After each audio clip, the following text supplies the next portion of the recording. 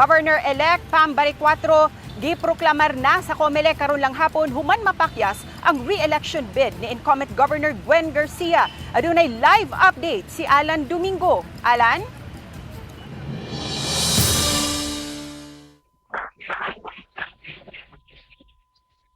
Sa panondarimano ka sa mismo sa social form sa provincial capital building DND mo kining canvassing area.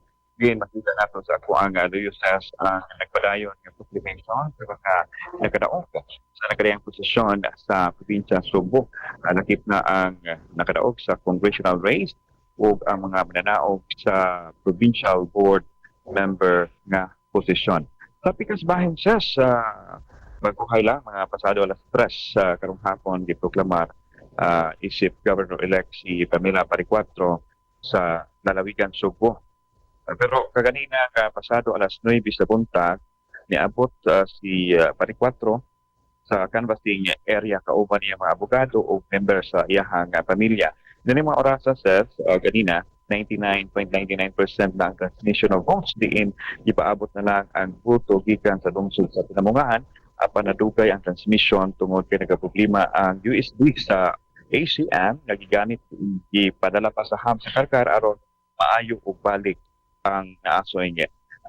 USB alas 3 pasado na yan nakumpleto ang transmission of votes di gawas ang official result sa katutukan ang boto nga nakuha ni Pambari 4 adunay 1,107,922 votes o gisugatan ni incumbent Governor Gwen Garcia nga adunay 765,051 votes ug ang ikatulos ni Valeriano Hinco adunay 33,563. Human napirmahan ang certificate of canvass of votes and proclamation of winning candidate.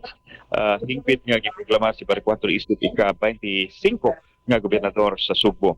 Samtang pagka-vice gobernador si Glenn Soco ang minaog patok ni Lito Ruiz.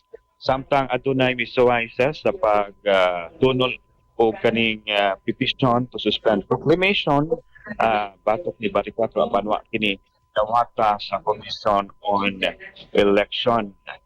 Sa mga orasa sa padayon hapon nga gipaabot nato pod ang pagproklamar sa nakadaog sa pagka-vice gobernador sa lalawigan Subo si Glenn Soco ug mga mananaog sa nakalamay eleksyon diri sa Cebu Province.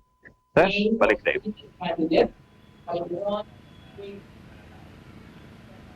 Daghang salamat, Alan Domingo.